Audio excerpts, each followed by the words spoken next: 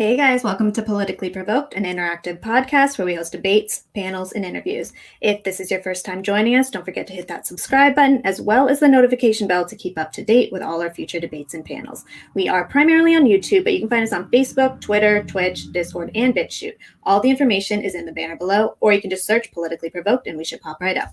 Politically Provoked is a neutral ground where people from across the political spectrum can either duke it out in a debate or just have a casual discussion in one of our panels. Either way, we try to represent both left and right-wing views on every episode. I'm your left-wing host, Brittany, and this is your right-wing host, Todd. So how are you, Todd? Hey, I'm doing great, Britt. How are you doing tonight?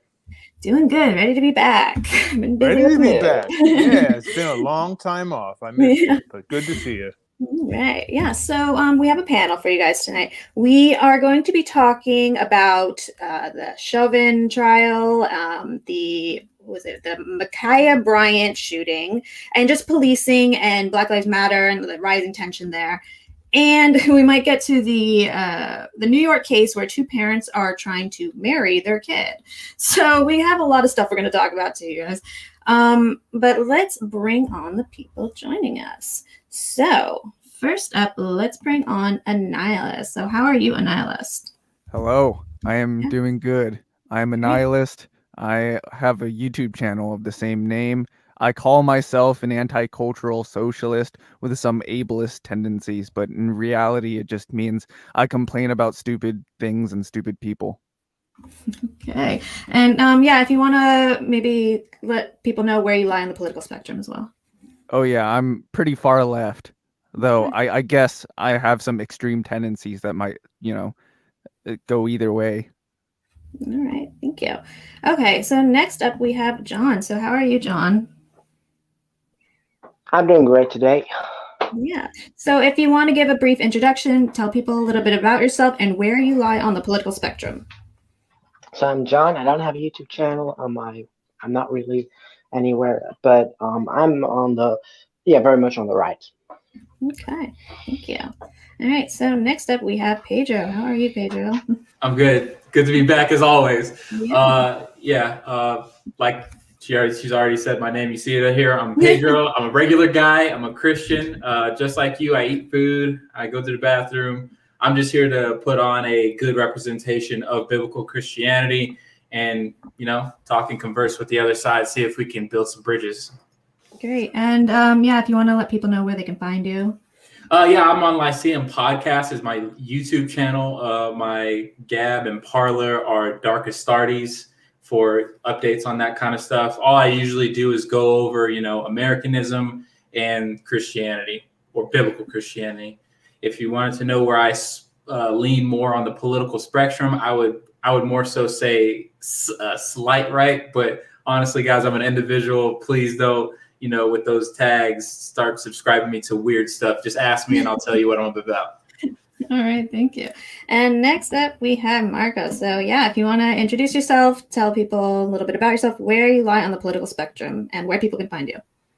Hello, I lie in terms of politics with conservative right in the Republican Party. Right now, I am currently a GOP candidate in the state of New Jersey for Assembly in the 33rd District. So we're looking forward to impacting the community at a very, very, very local level and engaging with all of the voters and conversing and enlightening them with more knowledge of what the right really encompasses. And we're pushing the America First policies, which work. That's a little bit about me. Nice to meet everyone. All right, great. Yeah, so I guess we can just hop right in. What do you guys want to talk about first? You want to talk about the Chauvin verdict, or you want to go into Ma'Khia Bryant? Bryant? I think second should come Ma'Khia Bryant, because that one's going to be super. I don't think anybody on the panel is going to disagree with each other on that one. Easy day. And the Chauvin trial, I'm very much interested, specifically from the nihilists in the room, not to put the hot spotlight on you, but, in the case of, what on what grounds do you find justice has been dealt here? Tell us about that. Take us through that. Well, sure. I'm not particularly interested in whether or not Derek Chauvin particularly is a racist or whether he, intended to murder someone. It doesn't really matter. This is all just a symbolic stuff. So it's just symbolic for the larger movement as a whole. And as far as I know, Derek Chauvin's actions caused the death of George Floyd. So as far as I'm concerned, he got what he deserved, but it's not like some policy victory or something like that. Yeah, that's not how the justice system works, though. If you, I mean, that's why the verdict was wrong, because you can say, oh, he caused the death, but that's he didn't murder him, and he was charged, or was charged, not charged. He was the verdict was murder, which was completely wrong. I mean, it could have been manslaughter, maybe, but I don't think so. But that's sort of the problem with can't say you can't have a justice system if it's just about the political what it means politically. I think and that's what I think made me so angry, because had it's kind of because really there was no reason for murder. I think there was really no evidence for that, or really, and so charging him for murder is just going to have a very negative impact on the police going forward. Well, you don't think leaning on somebody's neck for 9 minutes constitutes something similar Well, to murder? he didn't lean on his neck. He leaned on his back. If you look at actually look at the. Well, I actually have something about that. I don't really mind if it was on his neck or back. I kind of have a background in fighting. It's pretty hard to breathe in any upper of those areas. So that's really a non sequitur. He did impair the man's ability to breathe. But if I had to, killed him. Well, I agree. That's not what that is. And John, you're totally correct. That's not what killed him. I do think, honestly, it goes to the fentanyl overdose. But I think what still happened was a dereliction of duty, because if everybody's seen my content already by now and have heard it, I really heavily rely on the word of God in terms of how I make my verdicts on this kind of thing, and the basis on which everything lies, I think, is the police had the man cuffed. He was totally outnumbered. He was disarmed, and now they are in his care. They have total control. So in their care, their job is to do two critical things. And this is written out in the law. It's, first of all, protect the life, make sure his life is protected. And then two, make sure he can get to trial where he can have his day in court. So they're not going to be making any kind of verdicts there. Both those things were not achieved in the whole situation, and they had full control. So this is the only reason why I would say he's guilty. Where I agree with you is the charges that were actually made. I don't agree that it was murder, because I didn't see premeditation. I just saw a lot of ego going on and mishandling of the situation. Right, but then I think it's like wrong to just use Derek Chauvin here as a scapegoat, because then the whole you're right, obviously, but then all the police officers really were at fault equally in some case, I think, because just because he was the guy who had him cuffed doesn't mean that the other guys don't have the duty to act as well. Well, yeah, but crushing someone's neck is kind of an important part, right? Like the idea that George Floyd died because of fentanyl and not because of compressions to the neck and back. First of all, like all the autopsies suggest that it is compression to the necks and backs. Apparently, Dr. Martin Tobin testified at the trial that he said a healthy person in Floyd's position would also have died. The fentanyl levels were lower than 94% of all DUI cases in 2020, and the abrasions on the face show that a pressure was applied to the neck. Like, why would there be scratches to the face if there wasn't severe pressure? Like, all the evidence suggests that he was killed by the police pressure. I mean, unless you suggest that he would have been walking down the streets 9 minutes later and then just keeled over and died. I find that very improbable. Well, nihilist, how would you look at the causality of the events? Let's just throw it out there that had he not committed those crimes inside of that convenience store, he would have never put himself in that position, first and foremost. Secondly, when being arrested by the gentleman Chauvin and the rest of the police officers, he attempted to fight and deferred not to sit inside of the vehicle. So if you look at this, the situation, obviously, I feel as if Derek Chauvin did add to the rise of the blood pressure inside of the body of George Floyd, whom was verified. Like, you cannot take away that they literally found saliva on the pills inside of the cop car and also his vehicle. If we look at the causality, what the chain of events, A to B, if not more than half of those events took place because of George Floyd's actions. Unfortunate that it ended up in that format, but his body was not ready for that shock and that adrenaline boost and that emotional occurrence. That is what contributed. I think this is something that was corroborated by all of the parties that participated. Things could have definitely gone better. But again, if we go to the principal point in where this all began, that has caused all this controversy, and now it's inflicting social environments in between the police and common citizens. And I think that's terrible, because we cannot take an isolated incident and blanket statement it across the entire nation. And I think that's the worst part about this. Well, sure. I said at the beginning that I didn't want this specific case to be representative of the entire movement. I said that it was symbolic after all. But the idea that since George Floyd committed some crimes, or that he resisted arrest, or he had drugs in his system, which I admit could be contributing factors, the idea that diminishes the fact that he was killed is ridiculous. It's a non-argument. If somebody is $20 bill, I would disagree. I don't think anyone's diminishing his death. Yeah, we're not diminishing it. We don't accept how the media is contorting it. Exactly. Like we just how are they contorting the only point of contention we have with you, Annihilus, is that you are taking all kind of responsibility off of who? George Floyd. Because murder and manslaughter are different charges in the law and order. We're just saying on this side, everybody has a part. I'm sure Marcos really doesn't agree with me on the verdict, or John, was it you who doesn't agree with me on the verdict? But I think we would agree that all parties involved in here had a part to play, and they did not play their part well. I think a lot of ego, when I watched that video, a lot of ego, mental fortitude, and lack of mental fortitude and lack of moral courage were at play. Where, you had Chauvin was the most senior there. Am I correct in saying that, John?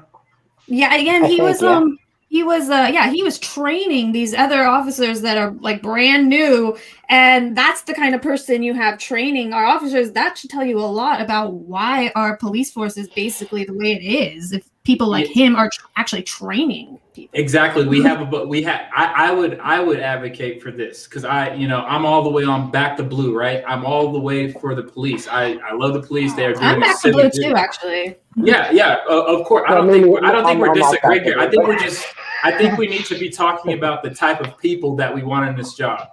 I've met awesome cops who know exactly what the Constitution has charged them with, and they know exactly the nature of everything of the job that they are allowed to do and not allowed to do. And then I've met cops where they literally treat it like a job program, or even worse, it's where they exert their power off of some weird ego trip. If I want to just mirror this, because Nihilus doesn't want to make it just this situation, I would look at Tony Timpa. It's almost the exact same factors at play, except this time in Tony Timpa's situation, the cops were by themselves. No one was yelling at them, and they were just joking with each other. And they were not on that guy's neck. They were just on his chest, but there was a bunch of them, and they still killed him. So they got off, and they So I have a question for everybody. I mean, in the days of like social media and all these really publicized, cases, can somebody actually really get an honest to God fair trial anymore if a case is going to be this public? Nope. I don't think so. I think the news will always seep in, but like, what can you do about it? You can't like program a computer to do like an absolutely objective decision or something. Yeah, it's different when random citizens take up arms and try to provoke the narrative to a point of violence. Yeah, and that's what we're seeing here, which is not new, but it's definitely dangerous, especially when playing with a trial inside of a jury's hand. Yeah, I would say this: because when I watched the trial, right, and I go over the events and all the testimony and all the evidence they brought forth, if we were to minus the footage, minus any pictures, any kind of, all of that, The hype. dude, I would have probably voted not guilty. Yeah, I mean, he wasn't guilty for Yeah. murder. Wasn't guilty. But Yo, so I got a hot take because I'm always gonna have these hot takes. So imagine if it was a woman cop, she would have ran him over. All right, number one, like the Dante Wright thing. I'm all for less police. It's a joke. It's just a joke about the lady cop who missed. You remember she was supposed to tase the person and she shot him. So I'm saying he would have been ran over. I'm all for less. See, this is where I don't back the blue because they're coming to take my gun. So you know what? I'm one of these people who, okay, you guys want less policing? Great. Then that means there's going to be less gun control enforcement. So fine. It's kind of like what you do with a spoiled child, right? A spoiled child. I want less policing. So okay, fine, less policing and get less gun laws. You know what's funny on the topic of Brittany's question? Like, will this be a fair trial? What's funny is that the judge, low key, was compliant in warning the prosecutor in entering newly found evidence and forcing a mistrial. So it's interesting how that perspective plays into it too. They were getting greedy. They were adding in information, trying to backdoor it, and the judge miraculously said halt, and we get a guilty verdict. I think that's also a very incredible perspective. I agree with that. I totally agree with you there, Marco. But really quick, I wanted to side myself with Todd. All right, and then let John jump in after you. Go ahead. Okay, Todd. While I am back to blue, sir, I would say you're right. There is you need to be aware. Like, quick scenario, and this is a representation. Like, there is parameters in which Christians are allowed to defend themselves. If in the event, like, what's happening in Britain, where you got police charging into people's houses and start snatching up their kids, saying that they don't get to tell their kid this and that. I think in that situation, I have a moral obligation to my family in order to fight the police in that moment. Like, if it's a scenario where they're giving me good reasons and they're going to give me my day in court and they're not coming to just slaughter my family, then yes, we let them take us, we go to court and we have our day. But if it's just some wild, kick down my front door, no. That's where I have to up the 240. It's July 4th. It's the 4th of July now. I'm taking it all down. So I just wanted to make that clear. Like, I'm for the police, but I'm not like bent over. Yeah. Right. John. Go ahead, John. Go ahead, John. Right. Well, I mean, the thing about law enforcement is obviously that law enforcement always represents state power. And so I can't really support law enforcement when I don't support the people in charge, right? They're always like, it's like, obviously I support the idea of policing, and I don't think criminals should should roam the streets, but the police are always going to be against me as long as, they're working for the state and the state is against me. Oh, I mean, they've shown on multiple occasions that, conservatives and, very conservative people, that they're not really a friend of conservatives. So I don't necessarily back the blue, although I support individual police officers, but, I'm not going to be, there's this great cartoon by Stone Toss where like someone has a back the blue flag and they're getting arrested. Like, I don't think that we should mindlessly back the blue, but we should support policing, I think, in some ways. Yeah, this is I like what you said there. This is a dance, this is very much, hey man, as long as the music is right and the girls look cool, we're gonna keep staying at this party. We'll keep it going. But as soon as it gets ugly, and then you start putting on Lil Nas with his devil worship music, that's when I have to say I'm kind of out, bro. Well, look at what happened last summer. Go ahead, bro. Right. No, I just want to say, if you're like if you were in the Soviet Union or in Cuba, I mean, I wouldn't have backed the police there because, they would have, they arrest people all the time, political dissidents, which they also do in this country, although not as much. So I think that, it's always, the police always are an arm of the state. They're not some sort of independent entity. Yeah, so like I said, after last summer, the conservatives were the ones who had the cops back, and I don't feel like the cops reciprocated that. So, yeah, I can't get behind it. But that's just me, and I've always been like that, though. I've never been. I just think you can't have a Gadsden flag and back to blue. So they are opposing figures in my book. But like I said, I am all about law and order. I don't break the law either, and I don't fight police. I'll fight you in court. I will lawyer up. I'll get a couple lawyers, and then we'll fight this shit out in court. I'm not going to resist. I'm not going to do anything crazy either. So, but yeah, that's where I'm at on it. And what about Maxine? Anybody want to talk about what Maxine did this weekend while she had armed security and requested to have armed transport take her into that? And what if that gets tossed? What if her words cause that appeal to get she needs to retire. She really does. I mean, she's out. I mean, so stupid. I agree with Brittany, but it's not going to happen. I used to live in her district too. Marcos just coming in with the truth. Blows my mind that it's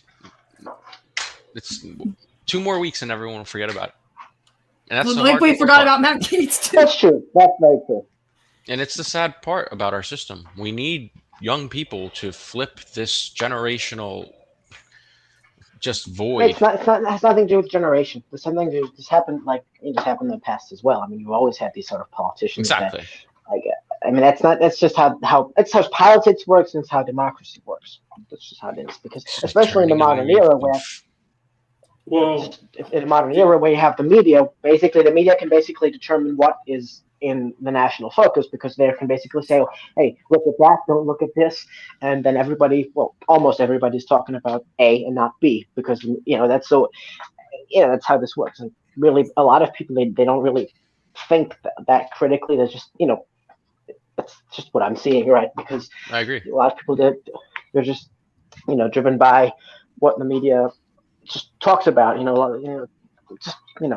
That's why these things I don't like Maxine Waters, but it's not going to be any repercussions.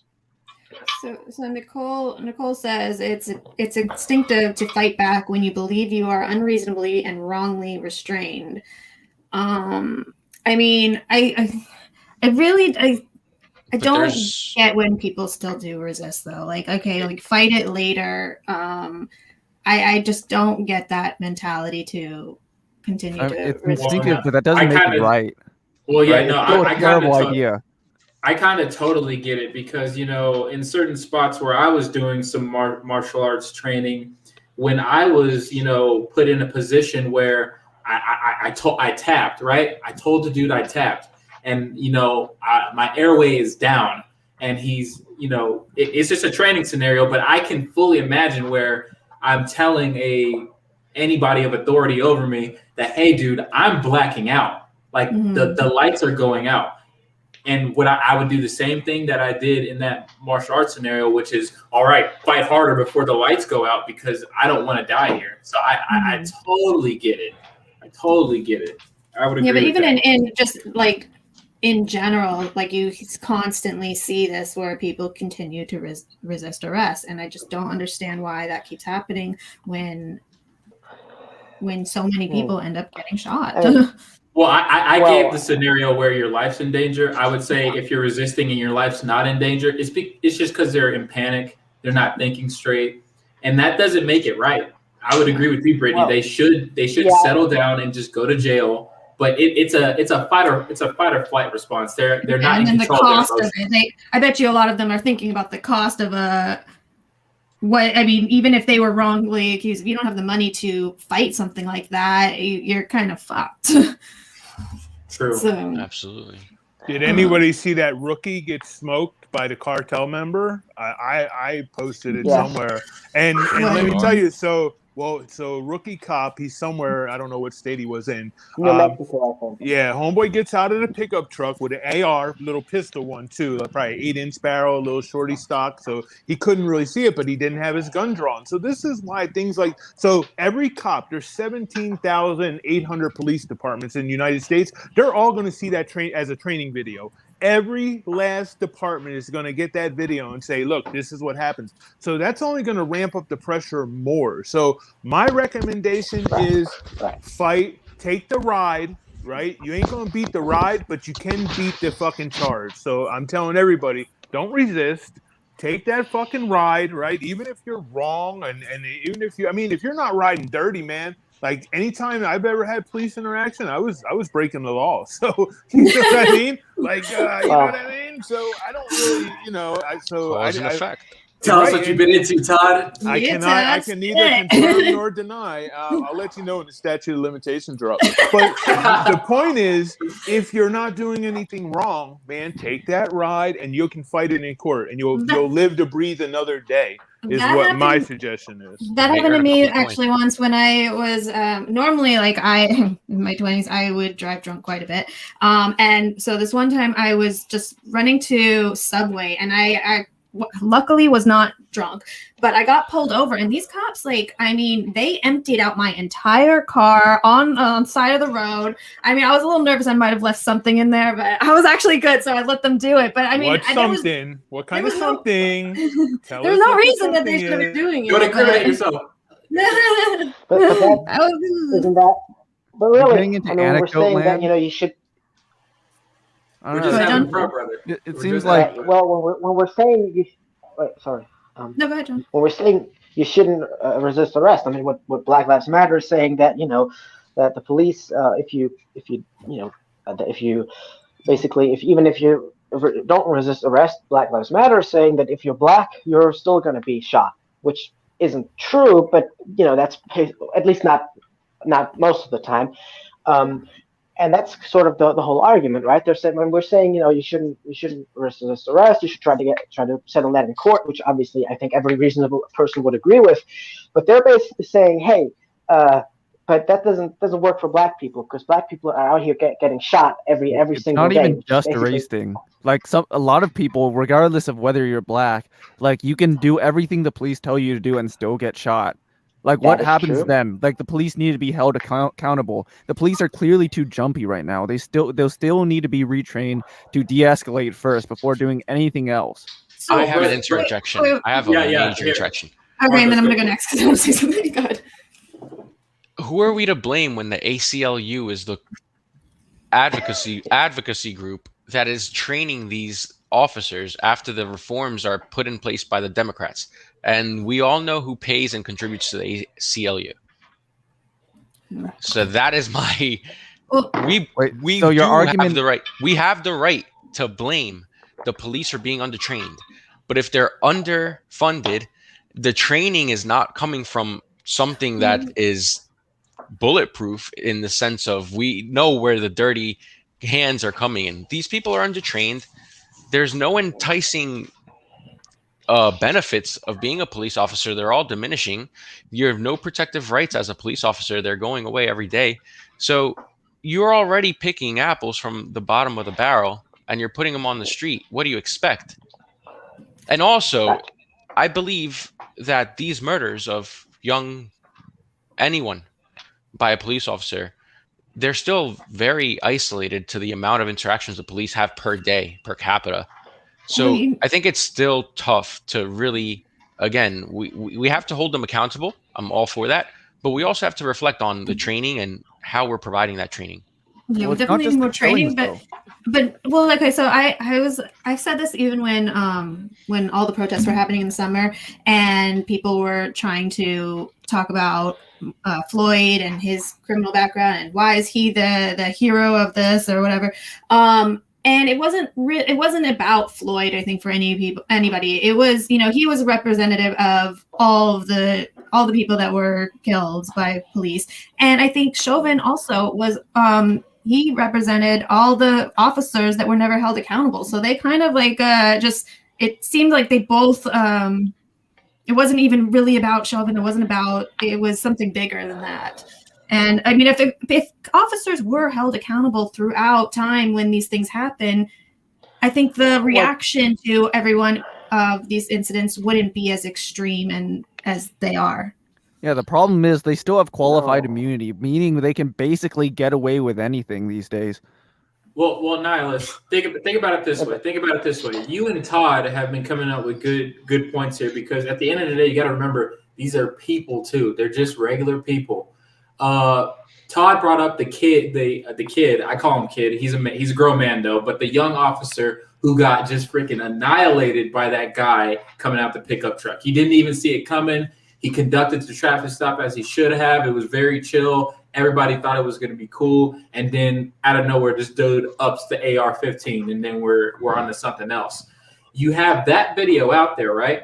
And then you have every other cop in America seeing that, saying to themselves one thing: I want to see my family the next day. But then I'll give another point to you, Annihilus, where you have, who knows about Derek Shaver, the hotel incident where dude was crawling, they were giving all kinds of mixed up commands, and then they just lit him up. They just lit him up, right? It's everybody was jumping. I think we just need to realize there's a factor of what? Self-responsibility, discipline, moral fortitude, mental courage that needs to take place on an individual level.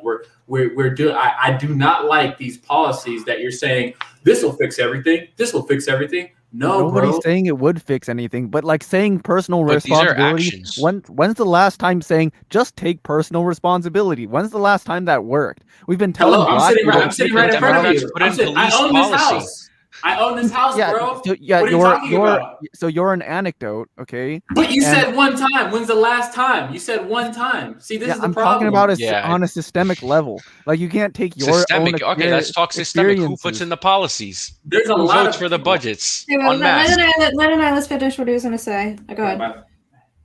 Well, yeah. Well, I mean, a lot of the times it's the police also have. I mean, I don't really care who puts in place those policies. Yeah, the police unions, they do fight back, and it's quite a paradox because police exist to serve the community. They have to take their training or they get fired, and they get put on a Brady list, and they don't get hired anywhere else. They're trained wrong. They're told that like they're wolves among sheep. You know that the citizens are like being protected by like these like Chad superheroes, and that like some villains are gonna start shooting them up at any second. Like they're taught. Dude, that's what happened with the kid. That's what happened with the kid cop in the truck stop. He did just get shot out of nowhere. He was totally chill. Wait. That doesn't excuse the cops turning around and killing a bunch of other people who are innocent. Like you have to be. It should be without any reasonable doubt that you're in danger before you can draw your weapon and fire. No. Okay, so we're gonna then shoot him. Shoot him. I mean, criminals are not innocent. And who cares if they're innocent? It's not. It doesn't mean you can just shoot them and kill them. It's not a death sentence just by cop. Well, okay. Of course you can kill them. Works. John, 1 second. This might be a good segue to Makia. Dude, the Makia incident, when I first watched the video, I thought it was a bad shoot. You want to know why? Because if you watch that video streamline, you won't see the knife. But when people still it, guess what? Out of nowhere, like she's a ninja from the Leaf Village, there's a knife. There's a knife coming at this girl's throat. He had a split second, right? Mm-hmm. A split second. That's what we're talking about here before someone gets killed. And you're saying, I don't know all the I couldn't have all the training in the world, and I wouldn't be as good as that cop was on that day to save that person. He's a marksman, by the way, in the military. That's why all 4 of those shots were on point too. So, my man.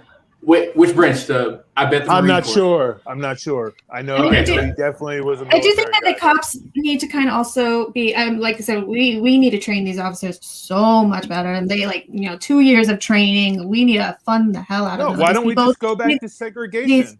Anyways, right. And then people like a nihilist, and then whoa. But listen, nihilist is pro-unions, but he's anti-cop union, and he's diametric, and he wants to argue about systemic racism. So hey, let's take the racism out. I'm not for it. Listen, I don't call the cops. I've never called the cops. I have a 9 right next to me. I have an AR. I'm not calling the police, so I'm not one of these people. I don't call them on people. If I see a strange car in my neighborhood, I don't Karen it and say, oh my God, there's a strange car in my neighborhood. So also people need to stop calling the fucking cops over bullshit too. So it's on all of us, but I'm not pro segregation. I'm just saying, and then we can't have this racism. Okay, what I was saying is that these cops, in that much larger span of training, need to also be trained, I think, to not to shoot to kill. Like that was like a good point. Like the fact that they're always shooting to kill, like 4 shots. I don't think that 4 shots are really necessary. And I don't know, maybe like it, like you said, they are just people, and so you don't know what you're going to be like in that kind of environment. But that's why you need a lot more training. I mean, I think in the military you can't. It takes a lot higher of a bar to shoot, I believe. But I think it's almost it's been more dangerous for our police officers than people in the military these days. Can I respond to Yeah. Because I think Todd said that I'm generally for unions, but I'm against police unions. There's a good reason for this. Usually, as a socialist, I think the running of business should be for the benefit of its own workers. But for police, that's not the case. The police are here to sacrifice themselves and put themselves on the line for the broader community, not the police themselves. They're not here to serve themselves. So having a union where they can represent themselves doesn't really make nearly as much sense as having a bunch of steel workers representing their own safety. Oh, so you like certain unions? Okay, cool. Duly noted. Well, it depends on their purpose. It depends on their purpose. Right. Would you want the military to have would you want like the infantry troops to all like gang up and vote against charging in a war if that's needed? No, in some certain situations you need authority to actually be able to go for the greater good. That's for the country rather than the soldiers themselves. The greater that is good? absolutely correct. What? Okay. Really quick. Let John finish what he's gonna say, and then we'll go to you, Pedro. Go ahead. I John. was just saying about the point about unions. I mean, obviously, that I support unions strongly, but I don't support public sector unions at all. So I don't think that's like a hypocrisy. I think that fundamentally public sector workers have a very very different job within society than private sector workers. And private sector workers, obviously, they have they need the unions in order to be able to negotiate with their employer so that they can have good job benefits and healthcare and stuff. Whereas the public sector, usually public sector jobs are there to serve the public. They're not necessarily just there to serve themselves. So I fundamentally agree with that point. Okay, go ahead, Pedro. Yeah, I just had a question for Nihilus. Nihilus, okay. So say I'll play devil's advocate and I'll agree with you and I'll give this instead. I would have rather had the cops never showed up and all those people at that party pretty much try and kill the girl in the pink and the woman on the ground who got kicked by the dude. And then I'd rather had both of those girls go Kyle Rittenhouse and just light them up. Just if wave after wave of the party wants to come at them, they just start lighting them up. Would you want that scenario to play out since you're kind of against the reaction, or what? How would that go in your mind? What in the case of Makia Bryan, I'm pretty sure it's pretty justified to unload into the person attacking with a knife. Okay, thank you. What the question is. So okay, then repeal that question. You see how in a split-second decision these cops are in, right? Apply that around the board. Yeah, but like most split-second decisions don't end up being like that. Okay, so what happened with the kid cop who did everything right? You're using anecdotes. Anecdotes, sir. These are live videos. This is what happens before our eyes. Yeah, but these are still anecdotes. Okay, so the opposite of so I see what you're doing here. I need data. I need data, right? And I don't have it. I'm going to be honest with you because when I go shopping, I don't have a data sheet with me when I'm walking through the freaking top ramen aisle. I usually just pick up what I want and I make my decision. But you're telling me that we can't look at all these videos. We can't, personalize ourselves for all these people who have to do these difficult tasks, and we can't recognize a certain thing. Well, sure. Like, look how many interactions police have with everyday citizens every day of the year and every year of the fucking century. Like, there's so many interactions. If the police go in expecting that somebody's gonna randomly whip out their pistol, like they'll wreak havoc on people who are innocent. Like the amount of violent incidents where people resist arrest of the police using like deadly force, it's very minuscule. So you just do the math. Yeah, but the amount of people shot by the police aren't I that w- many either. So Yeah, I would Exactly. Well, yeah, argue. it's not just shot by the police; it's use of force, right? I would put but my use of money force down. is There's more specified, positive yeah. reactions than negative interactions with the police on a yearly basis. Yeah, How about of that? course. Wait, Listen, what? I've So when you see the police, you don't like No, I don't you freak don't. out. You talking to me now? I don't freak out either. I have a question for him. Let's say if we minimize the unions on police. Um, Again, you define the police officer as being someone that is fully devoted to the environment, even with their life. What do you think the fair compensation for a police officer would be, and what benefits should they have from their jobs? I don't know. I'm not a policy expert. I suppose they should. That's be why they properly needed unions, because they compensated. weren't getting paid. They needed to buy their uniforms. Well, yeah, but they're doing working more than 72 just. hours, They're and doing they're not more getting than paid. just. Well, They yeah, needed but to they're unionize. doing more than just making sure they're getting paid, right? They're Like, using this what is to, the like- compensation for someone that lays their life out for the community for 72 hours of the week? And you're making them buy their uniforms? What? When did I say that? This is the history of why police unions I'm not became. concerned with them buying their uniforms. Well, Like, hey, I don't hey, care. hey, I couldn't care less about uniforms. I care about like So they the should be blue plain wall clothes? of silence and how they lobby for like way more funding than they need, so that they can buy like military grade equipment and roll around in basically what are tanks, like as if people are gonna come at them with Those- rocket launchers or something. I would Like, refer they back have to the way more policy money set than they forth. need.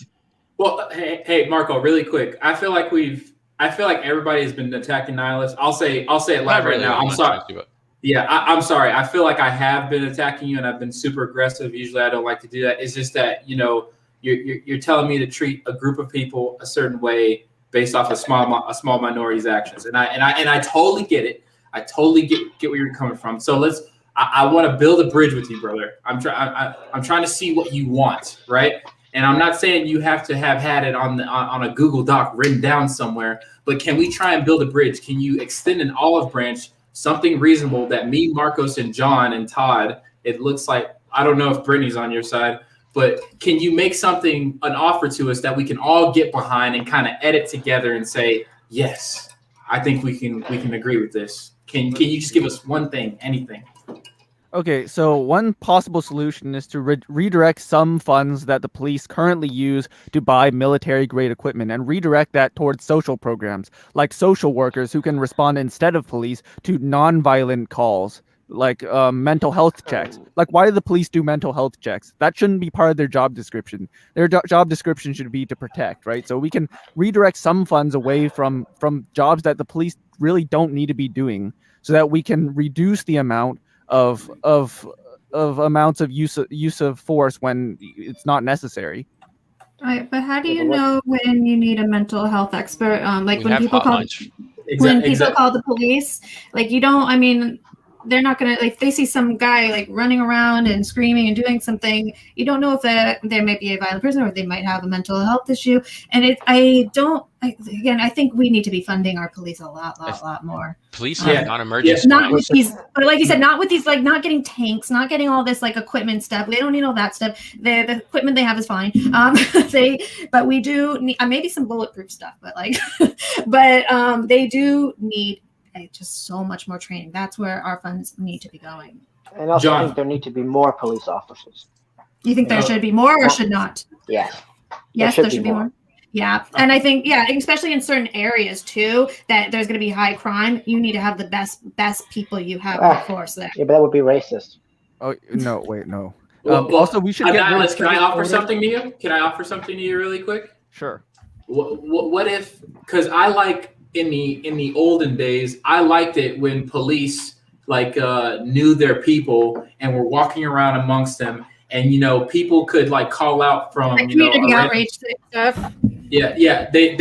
People could call out to a random officer, know his name, and say, "Hey, what's up? What's going on?" I've seen one cop where he actually boxes people. He's like glove up, and he's boxing kids, and he's saying, "If you do this again, I'm going to come over here and I'm not taking you to jail. I'm going to whoop you." And there's a kind of personal relationship.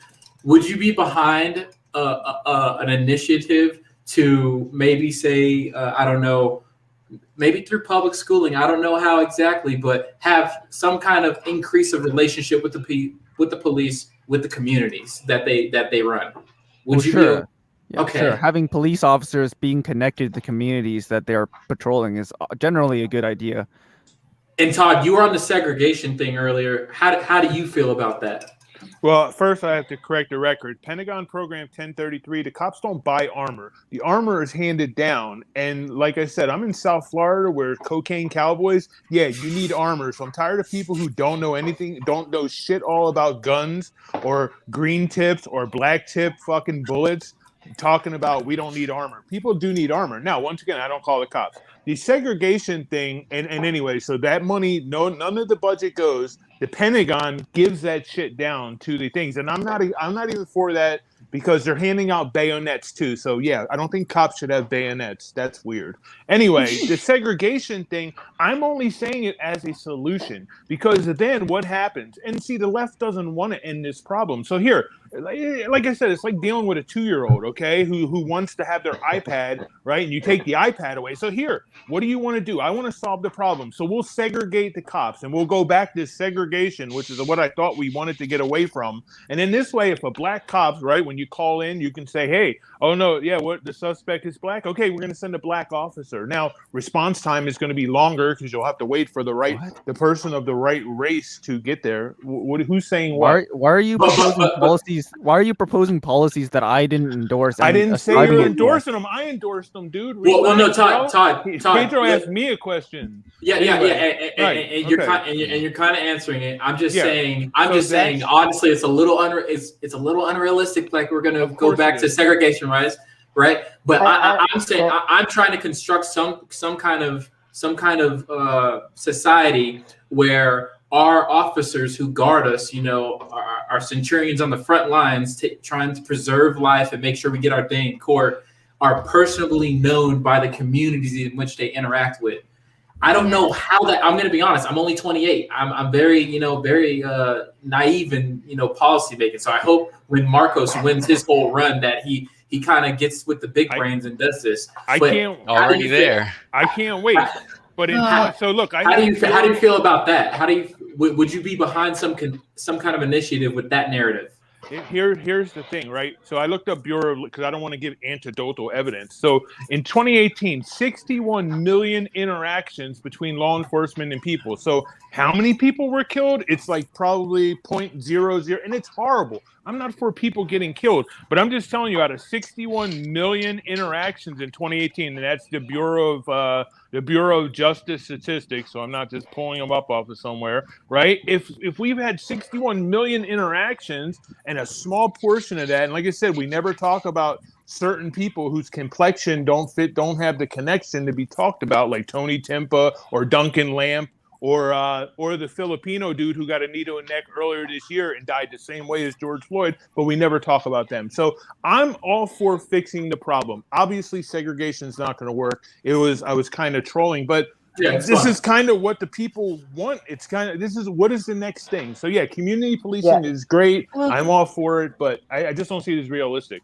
Okay, well, so this is solution. Oh.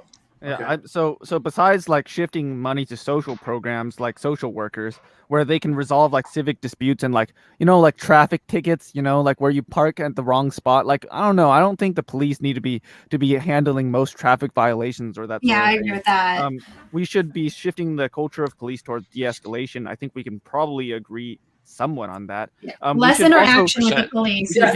We should get rid of ticket quotas and like productivity goals. Like absolutely. And you can do that. You can just send them. You can mail that stuff to them. Okay, so we're behind. See, Nihilus, this is nice now because now we're behind you. Now we're talking about stuff that's actually realistic, and I think both sides can come to. John, what do you think? Yeah, I agree with what he said.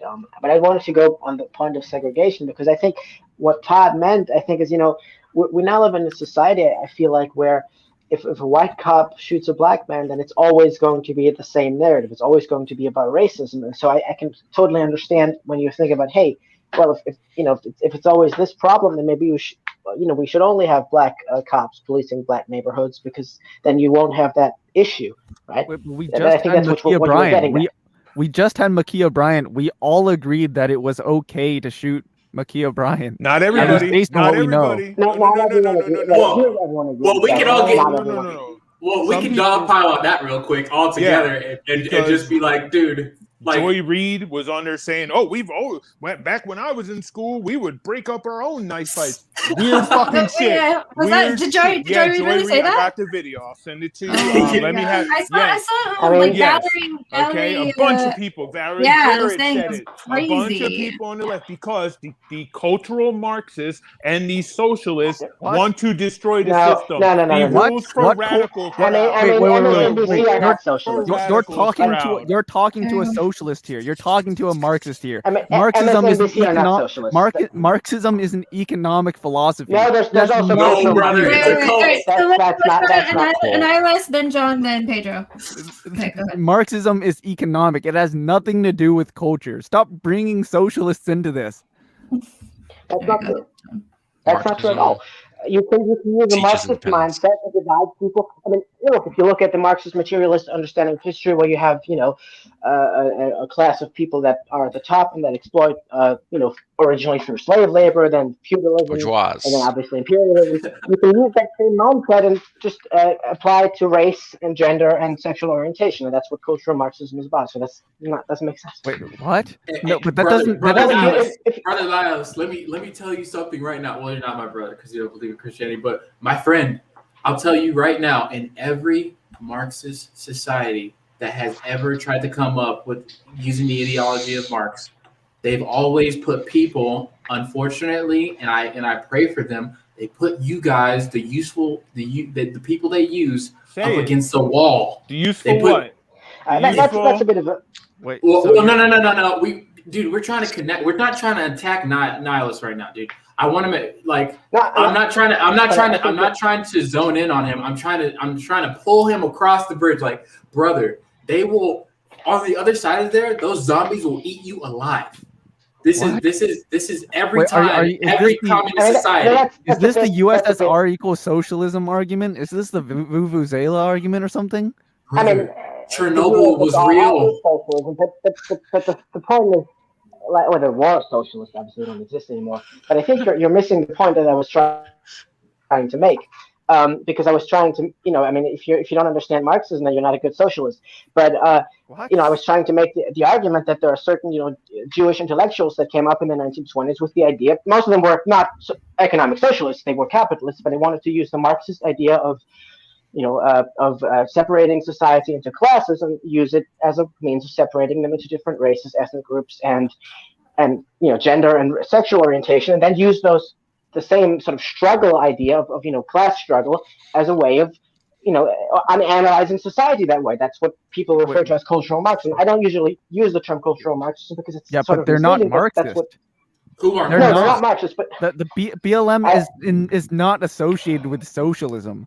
Sir, I mean, they're both like vague, like BLM's vaguely left wing, but that's it. Like this. Sir, I mean, I'm someone who has not nihilist. There was an interview conducted between a black leader and the founder of BLM, and she said out of her mouth that she was a trained Marxist. Trained Marxist. Yes, There's some overlap between some of that, but I don't know.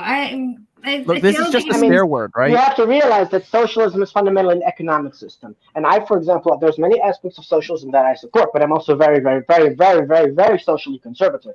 So you have someone have to differentiate here between. Okay, is everything right? Wait, what just between cultural ideas and economic ideas. I think that it's sort of, especially when it comes to the issue of race, that sort of gets lost in the debate during the conversation. But can we stop using the term cultural Marxism, because these people are not Marxists. It's just a scare word at this point, where you try to associate Marxism with all this weird stuff and just to try to turn people off to the actual ideas. But brother, you're telling us to deny their own statements from their own lips when they said they were trained Marxists in documented interviews. That? Some person said that. Therefore, BLM is cultural Marxism. The founder, and Elisa Garza is too. But anyway, I feel sorry for Bernie Sanders because he only has 3 houses and she now has 4. So BLM obviously stands for bi luxurious mansion. Can I high luxurious Can I just say- mansions. BLM. You know these are not Can I just say arguments, something? right? These are not Can I just say arguments. something? She happened to get rich. That doesn't make the ideas Happened. bad. Well, Now can I You just hate say- capitalism. Can I? All right, yeah, go can I ahead. just Go say- ahead, John. John, say what you want to say. I think we're sort of missing the point here, because obviously there are people within Black Lives Matter that have, very far-left views, but there's also a lot of people that donate to this movement that are, that use it as a sort of, as a sort of advancement to, a lot of very wealthy people, very large corporations that use it in a way to advance their own social agenda, which is separate from sort of like a lot of the economic left-wing ideas. So I think we have to sort of be honest here. That's, it's like saying that all of these people are Marxists is a bit dishonest, because some of them are, but not all of them. I think that would be more honest. Nihilist, I have to be honest, dude. I feel like I'm trying to do the impossible work that only the Father God can do and draw you away from reality. Like, you're Draw me telling away me from reality. You just told me. Well, me and Marcos, both identified Patrisse Cullors, the one who said she's a trained Marxist, as I would say a race hustler. In short, she used capitalism to play up on your feelings, which I think are very genuine. I don't think you have any bad intentions, sir. But she used you, got the money, and she bought houses in all non-black neighborhoods, nothing to do with the people, for herself. Wait, am I defending that People bitch? like that in I'm general. defending the ideas. I'm not defending the person. But this she is might be a but drifter. this I don't happens know. every. I don't care. But this happens every time Marxism, communism is practiced. No, this happens Isn't that every time weird? anything happens. Whenever there's any social movement, some people find a way to capitalize on this. That's literally everything. But what happens? How do you hold people accountable when they represent themselves as belonging to your cloth of thinking, and they obviously present themselves as teachers of the Marxist ways, but they're What? profiting? I think you're Can misunderstanding. we get this straight? BLM is not associated with Marxism. But She might be, but the movement, She's the the broader leader. movement, the most- leader. There is no the leader. So Okay. many people in Black Lives Matter are pretty conservative, actually. So I mean, you can't put them under one umbrella. They are. that'd be a shock to me. Point me out to one in the East Coast. But Love to Brittany, meet him. but Brittany, Yeah. this is what we're saying. Me and Marcos and Todd, and maybe even John, because I'm not very clear. I'm sorry, I've been cutting you off a lot, John. I just want to say that right off the bat. Fine. We're saying that they're being used. They don't. Yes, everyone's they're being being used emotionally all the time. hijacked. Yes, everybody's being Marxists. used all the time. No, it's not They by have all the not good not intentions in the necessarily by world. Marxists. It's people more it's like scammers that's what riffing I'm on this saying. and capitalizing Scammers. on this. You think all those like mega corporations talking about BLM and like LGBT, like whatever, all that pink capitalism. James. Do you think they actually believe any of that shit? No, of course they don't. They're just capitalizing on the social trend. The fact they're doing that doesn't prove that the movement itself is insincere, or that it's like some sort of conspiracy, or that it's incorrect. You You can have say to the same thing separate about those MAGA. Nihilist, I'm not trying to attack you here. I swear, I'm trying to make a bridge here. But when you say these things, nice sweater. But when you say these things, like, and then I see the debate with Richard Wolff and Destiny, right? Where socialism gets slaughtered on its face. It gets decapitated, right? But then everybody comes in with the cope, the maximum cope, the Copium. oh, dude. What cope is it? Like Richard Wolff didn't do well in that debate. Socialism didn't answer a lose single because one question, and debate. he's a professor in university, sir. He's taught and classes. he's not used to online debate bro style. Like Richard Wolff Debate, lost bro? the debate. I admit Debate, that. bro. What's the debate? You're the first What does person that term admitted even that. mean? The online debates, the online debate sphere is completely different from like academia. Like Sure, I sure. admit that Richard Wolff lost the debate. He didn't look good there, but that didn't mean that like socialism lost or something like that. I'll There's give you plenty of credit debates then. happening all the time where socialists win or That's true about capitalists all win. kinds of debates, really. Nihilist.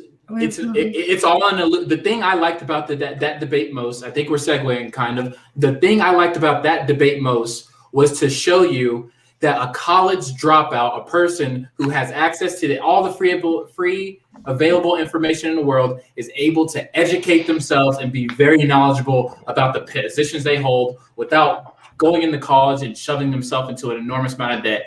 It broke away the illusion of the monolith, which is ultimately arguing from authority, saying that Richard Wolff, because he's a professor, he's correct. That's the main thing I liked about it. Honestly, sir, he had socialism down worse than I would say a regular YouTuber, because he couldn't even define what socialism was. He kept referring to feudalism. But going back to the point, I don't think Richard Wolff had bad intentions. I don't think there's any malice in it. I think there are figures, for example, Patrisse Cullors, who are trained Marxists and know how to hustle this game, who just use you, sir. Yeah, That's so why you're saying Marxists by their nature are hustlers, unless you're trying. Thank you. Okay. Okay, well, So that's a very bad faith argument. You're just accusing all people who ascribe It's a go pyramid under scheme. the Marxist umbrella as grifters, and Bad then that's faith, the way. sir.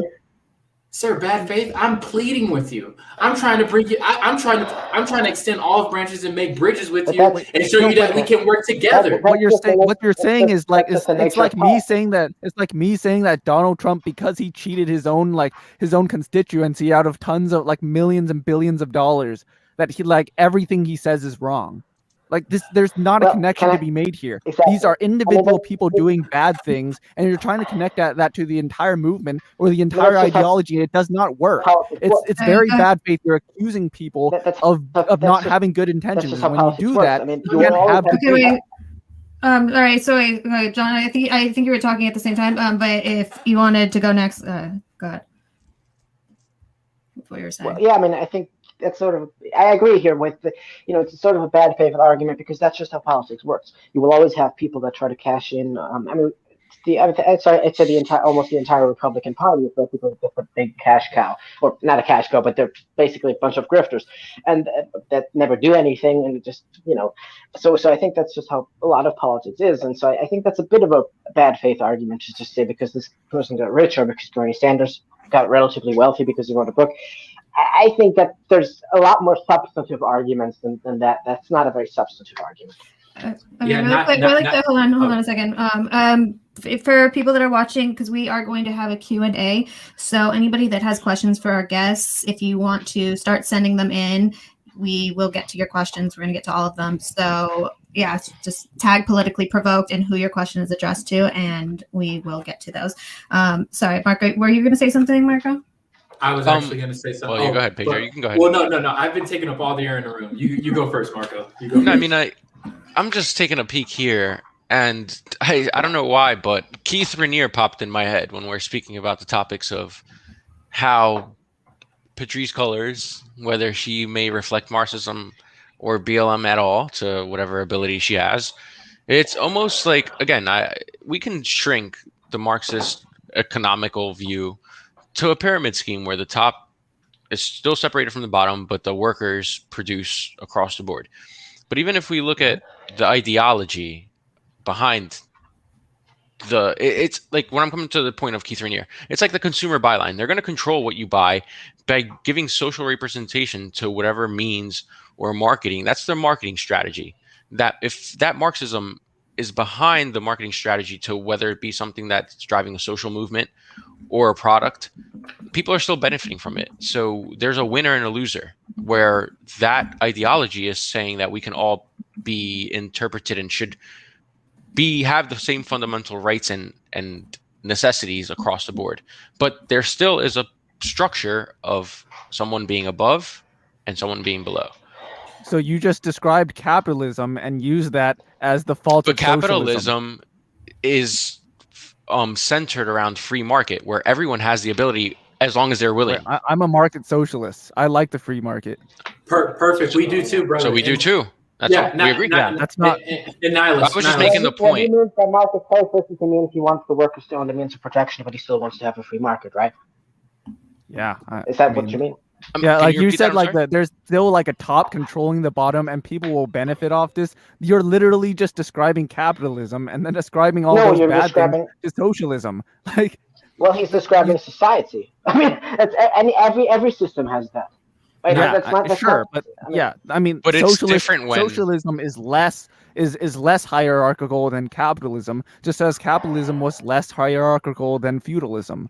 And But this is it's getting off the point that we were the points that we were supposed to be talking about during this panel. Like I wanted to talk about incest, Yeah, That so was- let's get to that topic because we Yeah. are going to be running out of time soon, and if we're going to get to any questions, so why don't we talk about the last topic of the night? So yeah, a New York couple is trying to get permission to marry their child. They are an adult couple, an adult child, and we don't know who they are. They haven't gone public, but there is court case to try and do that. It's in Manhattan, which is a little shocking, but so I think it was actually Pedro who suggested this topic.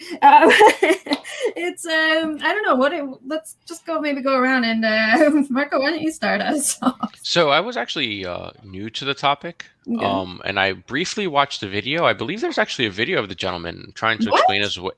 I'm not sure if it's the same, but I just think it's definitely something to be very afraid of. It's very difficult for someone to engage in the language of trying to defend pedophilia, let alone incest. But yeah, it's very just terrible to see this even making the mainstream focus of speaking. But again, it's just crazy times. Go on, Pedro. Yeah.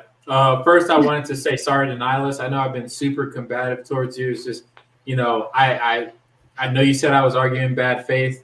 Dude, I promise you, I care about you. I love you. I only want to see all of us Americans prosper because at the end of the day, we all live at this place. We have to live together. That's what God destined for us. Let's do it together. Why not? So that apology out there right there. Asserting the incest thing, I mean, this is just honestly, this is what you get when you abandon God's word. This is where you don't have a strong foundation of morals to hold you guys together, right? I would ask everyone on the panel here, what is your argument against incest if you don't believe in God's word? Because honestly, if you get to the fact of the matter, it's all just atoms banging against one another. Wait, There is no, in the it's Bible? very objective. Yeah, go ahead on our list. Isn't there incest in Oh. I think I'm just looking here on Wikipedia. There's incest in Leviticus 18 right. 7 to 18. Well, they're that's about speaking against it. They're speaking explicitly against it. I know exactly. No. the passage you're talking about. There is a passage in the Bible. It's I forgot. It's not but it is like Leviticus. you have. Let me get it for you. I got you, brother. Because if you want to talk about the Old Testament law, where it's explicitly laid out, where incest is not forbidden, you shall not see your the nakedness of your father or your mother. I can find it for you really quick. Here, keep going. I'll find it for you guys right now. I don't want to turn this into a theological debate because Yeah, Pedro, you have that debate coming up on Wednesday. And- So. Oh yeah, And you okay, brought go. Save As you the brought up content. theology. Yeah. That's me. That's the guy. I'm the guy who's always probably going to bring You up got a Jesus few of those somewhere. lined up, so save it for your debates. Okay. yeah, I guess I want to present my ideas last. Okay, then go ahead, John. Right.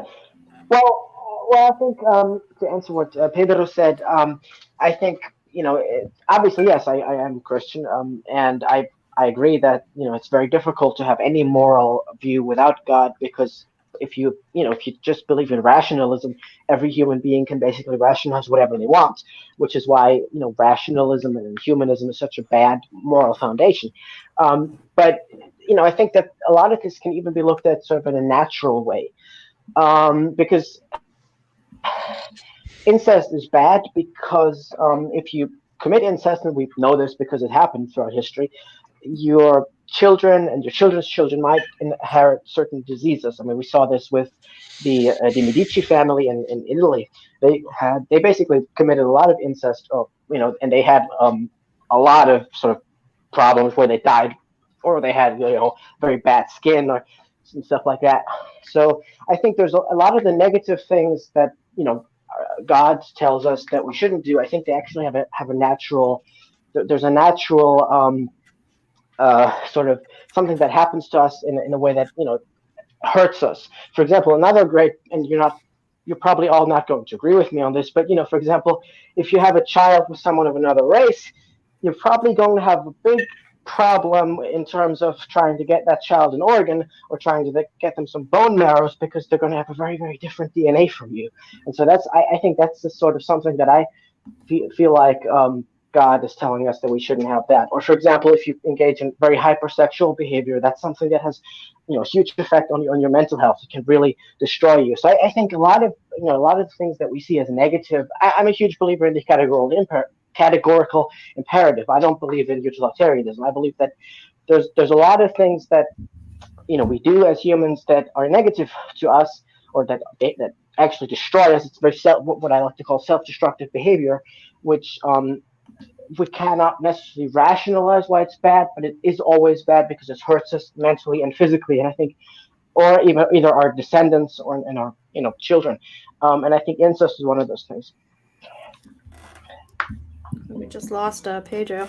Yeah, no, I mean, I'm still here. I'm sorry, I meant Marco.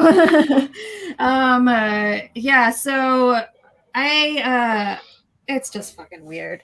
I mean, it's just fucking weird. And it seems like, I don't know, are they in some kind of cult? Because I think that type of stuff happens in like culty type of areas. And I wonder if they are actually from freaking New York. This does not seem like a New York thing. But Todd, I don't know. What are your thoughts on it? Man, I don't even know. I didn't even know that shit happened. I didn't even put it in my search history. I'm not putting it in. I'm not letting that sit into my orbit. This is like, we control. Social media is like, it's inherently bad. Like, I didn't even know this story was happening, and I was gonna be like, what the fuck? And so I didn't flip out, but I was like, what is going on here? So anyway, I don't know anything about it. Yeah, no, it's not good, and it's horrible, and it should not. 40-cent solution. Anybody knows what that means to me? That's a 40-cent solution. So anyway, yeah, he said his internet just booted him. He texted me, so I'm gonna tell him if he can pop back on. But yeah, so I'm good with this subject. Yeah, right. And I guess it's my turn then. So, get in there. John talked about a little bit about, like how we want to prevent inheritable genetic diseases. So like eugenics, which is pretty based, honestly, if you think about it. Although I don't agree with you with, miscegenation and stuff like that. I think race isn't actually a thing. So, so we disagree there. But okay, let me talk about marriage, the difference between marriage and having children, because I agree ancestral children is a bad thing, obviously. I think people have a right to be born without severe genetic diseases if it's at all preventable. So we agree on that. But I think marriage as an institution is outdated. Like, it used to be a political affair where people were tied to each other in order to form like connections and stuff. But that doesn't happen these days. We try to marry for love. Marriage is no longer about having children, because married couples can be childless and unmarried couples can have children. Obviously, some of the Christians might disagree with that notion, but No. We fully agree. The purpose of marriage, actually, in Christianity, is fully just to reflect, a relationship between God. That's it. We're supposed, in our relationship with our partner, when other people in public see it, is just simply supposed to be like, oh man, so that's what's this whole Christianity thing about. That might be nice. And then even in our ugly moments, right? Like, because we fight too in our relationships, you're supposed to be seeing a display of ultimately reconciliation, forgiveness, understanding, empathizing, that kind of thing. So yeah, I wouldn't say the sole purpose of marriage would be to make children. So yeah, we're good there, Niles. So, and then other criticism I have of marriage as a concept, before I get to incest particularly, is that it normalizes the family unit, which is it's not actually natural. Like, humans are built to live in tribes of like 100 people or so. So like, the family unit is basically a capitalist construct. It's designed to segment ourselves into different like units so we can be manipulated to work wherever the capitalists want us to work. And finally, of course, it's a symbol of oppression. Like the man pays for the ring, he pays for the wedding, he pays for the everything, and later on he pays the alimony and he pays for the child care, right? Sir. So I mean, marriage these days it's a symbol of male oppression by this time. So I think you should be able to associate with whomever you want and freely leave whenever you choose. Now that being said, I can move on to No, let him finish. Go ahead, Niles. So I'm just laying out my critiques of marriage as an institution. So at this point, you can jump in before I talk about incest. No, she's right. I can't cut off. I did a review about this. I'm cutting people off too much. I need to stop. Go for it. Do your thing. Okay, so obviously incest can be problematic in some sorts of ways. Like parent-child relationships, they have an unequal power dynamic in many cases, right? So, for example, exchanging sex for financial favors and financial support, you can see how that can become problematic. And of course, you can have children with serious genetic diseases, and legitimizing even if incestual marriage is legal without incestual children being legal, legitimizing incestual marriage might increase the amount of incestual pregnancies even if those pregnancies remain illegal. So you might just you might just increase the amount of that happening just by legitimizing part of it. So those are my arguments against incest. But here's why I still support the marriage part, because even though there can be an unequal power dynamic, that's not necessarily the case. I think we should be able to go to court and just prove that there isn't some sort of power dynamic, and that should be it. Like many arrangements, like having a trophy wife or a trophy husband, have that same type of coercion involved, and we don't really look too harshly upon that. So, I mean, marriage is no longer about children. It's no longer about politics. So, like, incestual marriage and sex should be legal as long as pregnancies don't occur, because it's about love, basically, at this point. And, of course, yeah. Fuck. What the fuck? Well, Wait, go ahead, John. Sorry, go ahead. Well, you said that you don't support the family unit because it's something, and I actually agree with what you said about capitalism and it being something that is used to, just to basically turn you into a wage slave. But the problem is the family unit has been around much, much longer than capitalism. Capitalism only exists since the 18th century, and people have, family has existed basically since the earlier even, but basically since the agricultural revolution. Yeah. Brittany, can I come in real quick? Get in there. I'm trying to be polite. Good. Let's take it nice and easy, everyone. Nice and easy. So I'm not trying to turn this into a theological debate. I'm not trying to. But obviously, as everyone sees, I'm gonna blame Brittany here for a little bit, because she brought me in here with a nihilist, and my fellow brother in Christ, Todd, after we heard what nihilist said, he had a reaction that I don't outwardly agree with, but I can see the reverb happening. It would happen to me too. Nihilist, I want to say I love you when I say this, because I'm not trying to just be combative with you and tell you that we're politically provoked. It's good. Yeah. Okay. I'll say it politely. Nihilist. In marriage, the operation of a man sacrificing his resources for his woman is only to signify and simplify, not perfectly, but significantly, the sacrifice which Christ did for his church. When we lay down our when we lay down our money, our resources, our lives, and in some moments when we're supposed to die for them in the event that our family unit is attacked, we are supposed to lay our lives down for them and fight for them.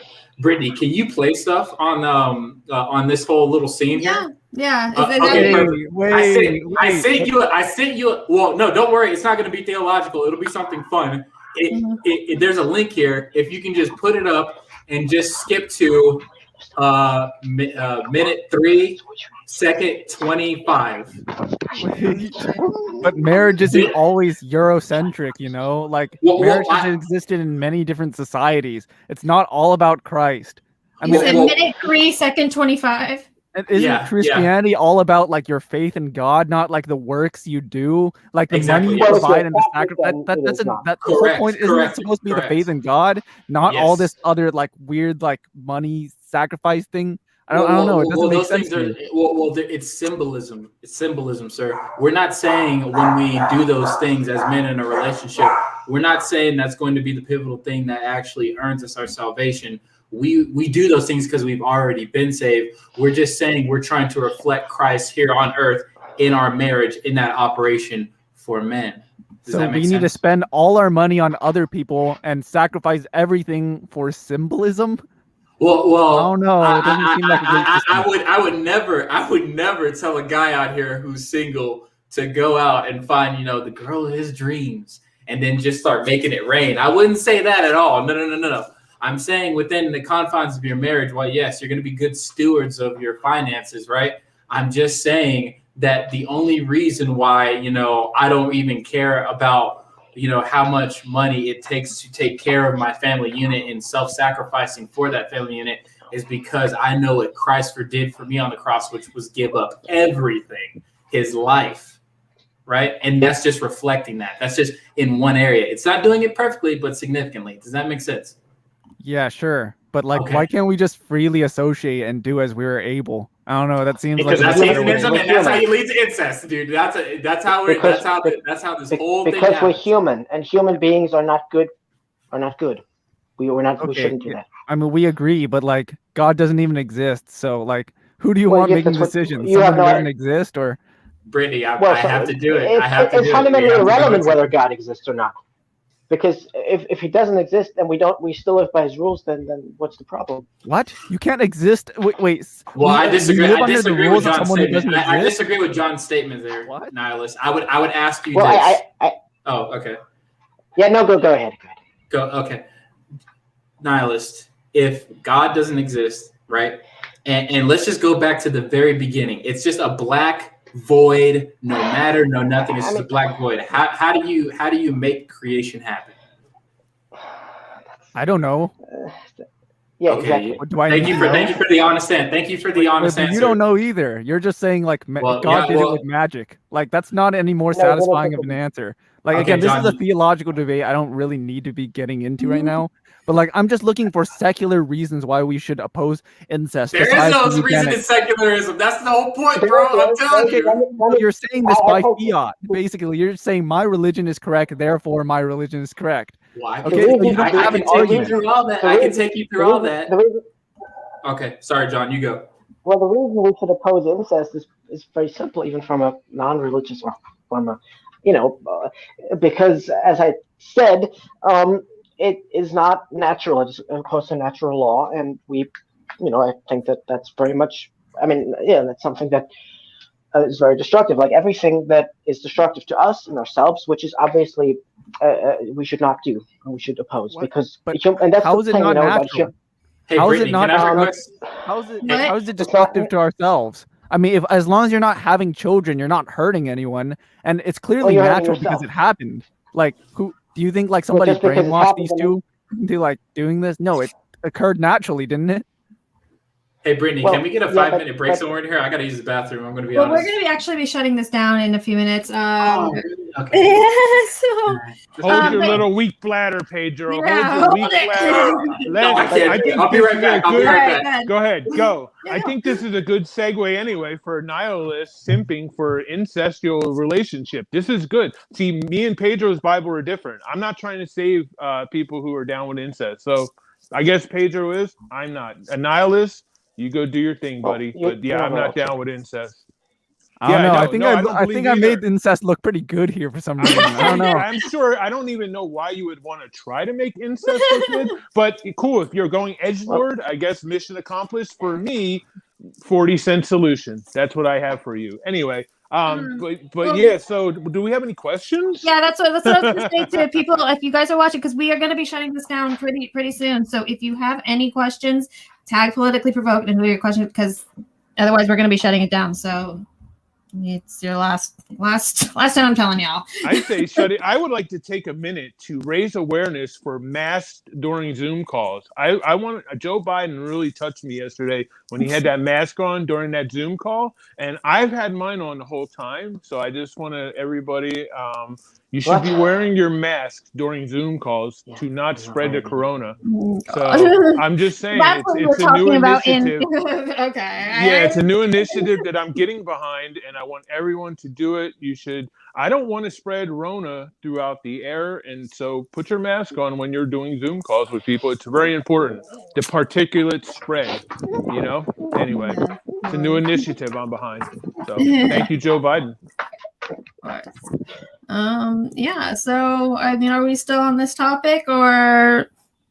I mean, no, I'm good, man. Like I said, I think we leave it where nihilist. yeah, I think we, for incest. we're gonna get some firing squad. The pro eugenics guy, me, Yeah, simp for incest. Annihilus, All right. actually, I want you to okay, so you mentioned in your interview that you would be interested in having a eugenics debate. Can you maybe tell us a little bit more about your position really quick before we? Well, sure. I think the idea that like we're not responsible for like bringing people into the world with serious genetic diseases is kind of, well, it's irresponsible. I think people have the right, if they must be born, if they must be forced into this awful world of ours, that they should be expected to, they should expect to have like the baseline tools for success, Mm-hmm. Okay. All right. Well, so if you support eugenics, then you can't support race mixing. What? What? Wait, what? Well, if you support eugenics, then you cannot support race mixing, because that would lower the quality of, Brittany, where are we? Good Have you Lord. ever heard of? What happened when you peed? So I gotta get a better bladder. So you're anti-miscegenation. Okay, so you made yourself look even worse than I have during this entire like stream. And like, have you never heard of like hybrid vigor? Like mixing different people of like different genetic backgrounds can actually boost the results at the end. Yeah, but not if the other group is well, Adam, it doesn't matter. Oh, you mean racially inferior? Not necessarily inferior, but from a they have different characteristics. Oh yeah, Whether that's different inferior, characteristic. Like like what are you trying to say here? whether that's inferior, that's up to you. I mean, Africans are very, very fast. That's why they always win the Olympics. Okay, that's it, right? You're Todd, just saying where are we? That's not I it. don't mean, know. they're also- I'm letting they're them generally to. Hey, Jimmy they're the also Greek. generally physically Jimmy- stronger, but Tell us about the extra calf muscle. Come on, Jimmy the Greek.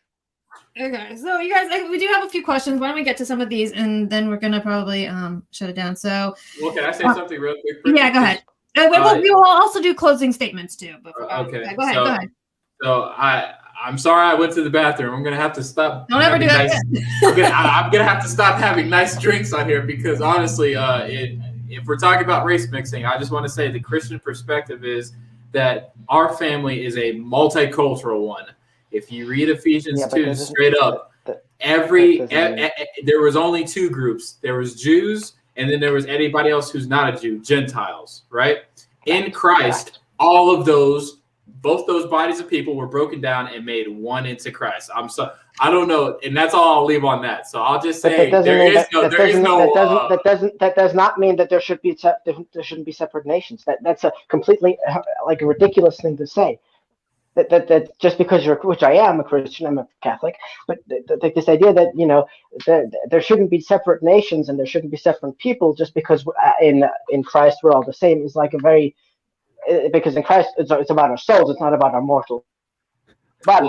If blanket what you're saying, there's no difference. It's like saying that the Bible endorses transgenderism, which it doesn't do. No, it doesn't. I would never say that. Hey, John, we agree on that. But what I would say is, if you're just blanket saying that America has the right to have borders, just like every other country in Europe, just like on the continent of Africa, those countries they get to have borders and claim themselves as a nation. I agree. They do get to have that right. Straight off the rails.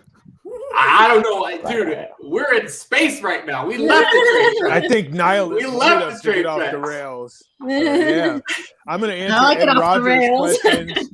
Jesus right. was high yellow like myself, and like Pedro. He was our color.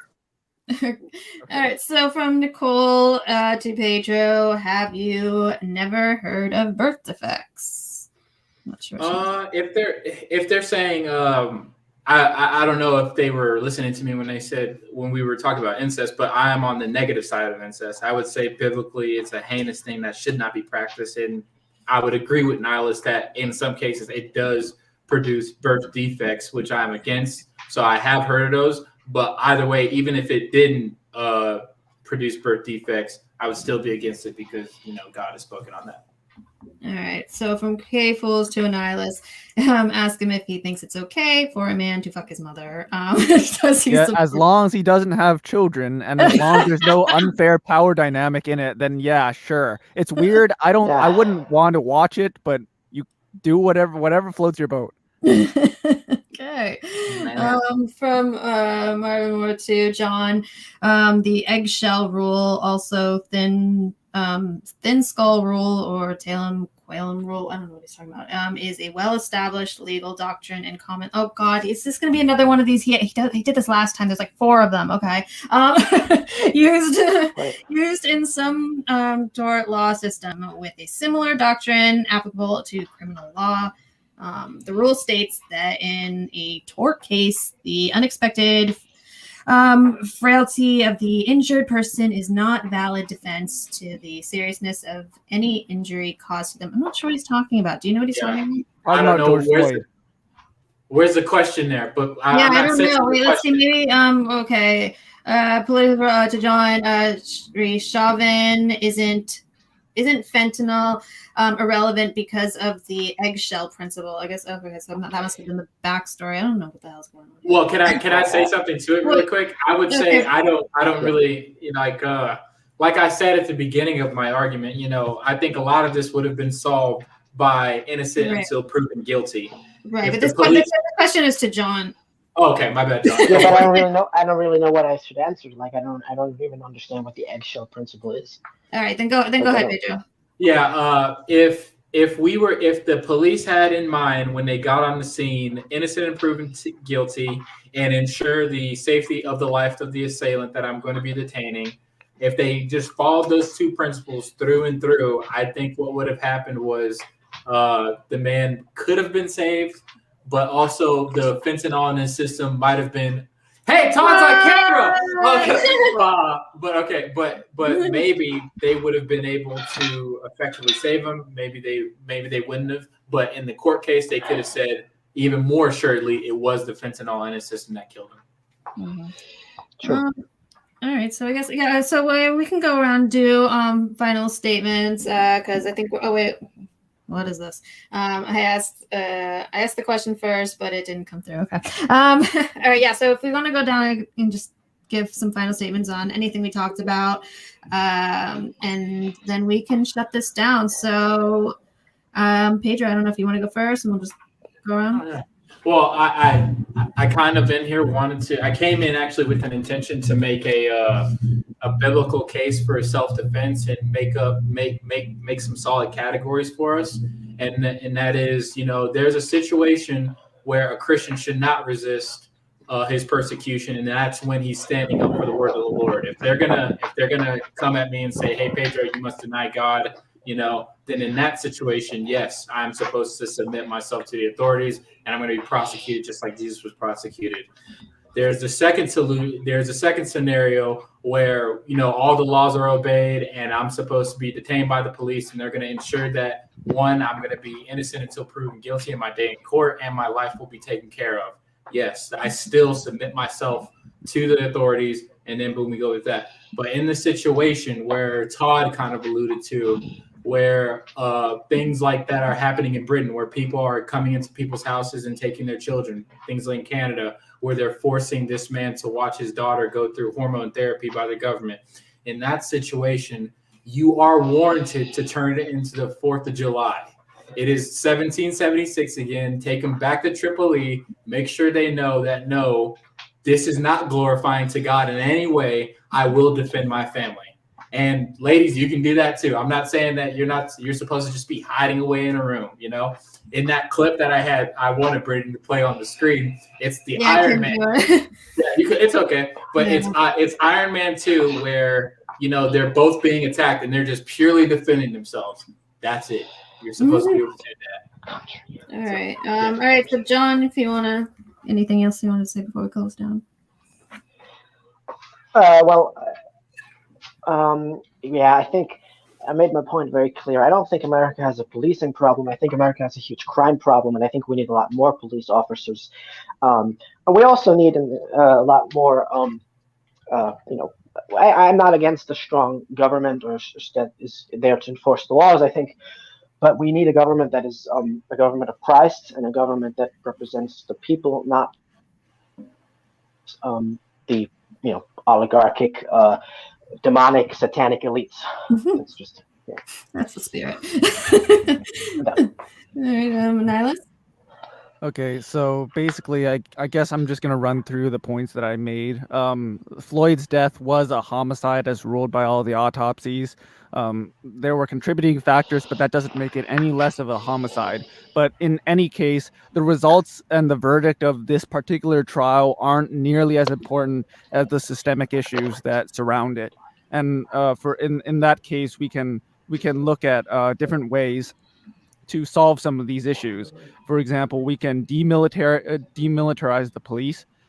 We can redirect police funds towards social programs aimed at getting people to stay in school to make sure they don't commit as many crimes in the first place, and social workers who can respond to nonviolent calls in a way to de-escalate. We can retrain the police so that they can also de-escalate, and we can have tighter restrictions on ticket quotas, productivity goals, to make sure they don't just like randomly charge people just to make some money. We can get rid of civil asset forfeiture, which I didn't particularly get to, but we can get rid of that. We can restrict the power of qualified immunity so that we can hold police more accountable for their actions. And so we didn't really get to the criminal justice system. Oh yeah, ancestral marriage. I think basically the way the debate went is that everybody else appealed either to eugenics or they appealed to theology. And I think I made a more nuanced take on like how you might consider the way eugenics and power dynamics factor in, and how you might still accept ancestral marriage, given that the institution of marriage, which is pretty outdated in general, stays around. So yeah. Todd, do you want to say anything? Yeah, I just want to say we will not have true justice until Patrisse Cullors gets her 5th mansion. So everybody, you need to donate more money. They only raised $90 million last year, so you guys better start. It's we're in April, and get going, get moving, because until she gets her 5th mansion, we'll never really have true justice until she gets her 5th mansion. Poor Bernie Sanders only has 3 houses.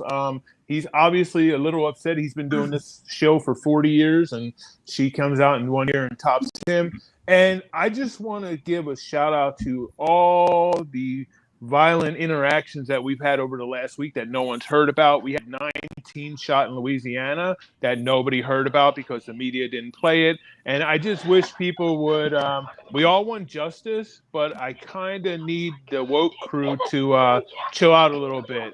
So anyway, who the hell's whispering when I'm talking to? I don't know. I hear you. I hear you. Anyway, I'm done. It's John. You got John, knock it off. No, I'm just kidding. Thank you. I want to thank everybody for coming on. Listen, you guys know I play an antagonist, but a nihilist, you really did show for incest, and I'm going to leave it at that. I think that's where we got to go. Anyway, have a good week, and I'll talk to you guys next week. I thought this was great. And I think Nihilus is great. Sorry, I thought you guys are interesting. So I love you, Nihilus. I just want you to know that, dude. I love you too. I'm sorry if at any time during this entire conversation you felt like you were being like really pressed upon. It, it's all done in a matter of like, I'm trying to form a bridge, and then obviously in that bridge there's going to be some designs that we don't really agree to. That's the point. I mean, that's the point. We bring on both sides because we want to have these kind of discussions. So I mean, that's the point of this. So we're gonna have fights. We're gonna have, but like at the end of them, we tend to, be okay. So it's good. It's all. Nihilus, would you say we're friends now? Yeah, we're all blessed under the blessing of the flying spaghetti monster. So. Whoa. But Well, yeah, See, Pedro, they don't. That's what man. You and I have to talk. Like you said, but it's our job. We just dude, it is. We gotta It keep is. But trying. you can only tell them it's raining so long, right? And sometimes you got to build your own ark, brother. So anyway, and like I said, not everybody's gonna believe that the flood is coming. So that's how I feel. But anyway. So we're gonna shut this down. Thank you guys all for coming on. We do have a debate on Sunday at 8 p.m. Eastern, and it will be on transgender rights with Big Papa Fascist and Post Manifesto. So that should be a good one.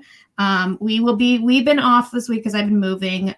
We are gonna be coming back hard next week. So we got a lot of stuff coming up next week. We have Pedro's debate on Wednesday at, I believe that's at 8 p.m. Eastern, and that's he gets to do his theology debate. He's got a few of them coming up, and then we will have our weekly panels every Friday. So if you guys are interested in joining them, you can email me, or just if you're friends with me on Facebook or something, you message me there. And I guess that should be about it. Thank you guys And again. I want to show myself too. Just go subscribe to Annihilist. Do it now on YouTube. I will put all your guys' links in the description. So if you guys are interested in any of the things that they had to say, I will make sure to add those links so you guys can go check them out and subscribe to their channels if they have channels. Other than that, yeah. So thank you guys. And good night. Fun times. Fun time.